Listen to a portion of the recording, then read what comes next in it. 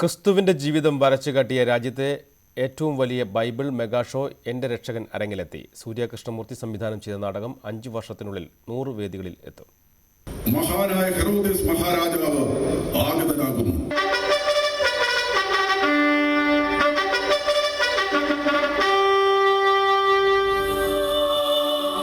ദൈവത്താൽ ഗർഭം ധരിച്ച മറിയം കാലിത്തൊഴുത്തിൽ യേശുദേവന് ജന്മം നൽകി.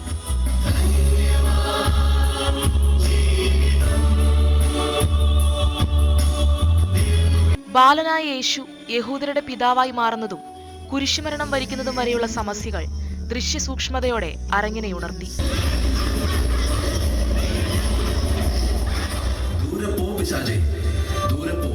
ചരിത്രത്തിന്റെ ഇന്നലകളിൽ നിന്ന് യേശു ജനിച്ചുവെന്ന് കരുതപ്പെടുന്ന സ്ഥലവും രാശിയും ഭാരതത്തോട് ചേർത്ത് നിർത്തി.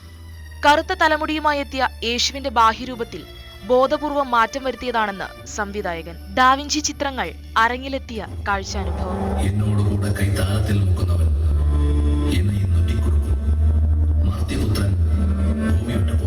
150 കലാകാരന്മാർ, പക്ഷിമൃഗാദികൾ, കൂറ്റൻ സെറ്റ്, വിഷയ ചിത്രീകരണത്തിനനുസൃതമായ രംഗാവിഷ്കാരം, കഥാപാത്രവും കാണികളും തമ്മിലുള്ള നൂലിഴ നേർത്തില്ലാതായി.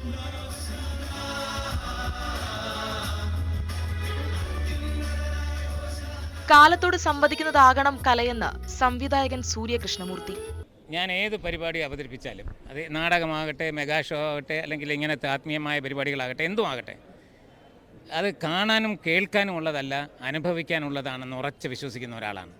അപ്പോൾ അകലം, കാണികളും അഭിനേതാക്കളും തമ്മിലുള്ള അകലം കുറയ്ക്കുക എന്നത് 40 കൊല്ലം മുമ്പ് ഞാൻ ആദ്യത്തെ പരിപാടി സംവിധാനം ചെയ്തത് മുതൽ ശ്രമിച്ചുകൊണ്ടിരിക്കുകയാണ്.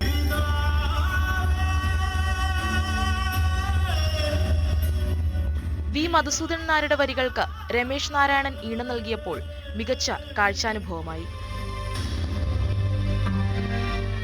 5 വർഷത്തിനുള്ളിൽ 100 വേദികൾ പൂർത്തിയാക്കുകയാണ് ലക്ഷ്യമെന്നും സൂര്യ കൃഷ്ണമൂർത്തി പറഞ്ഞു.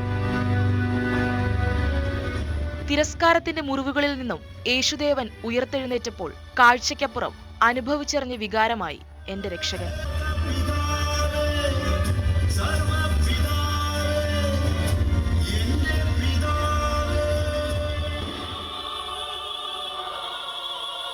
ന്യൂസ് 18 തിരുവനന്തപുരം.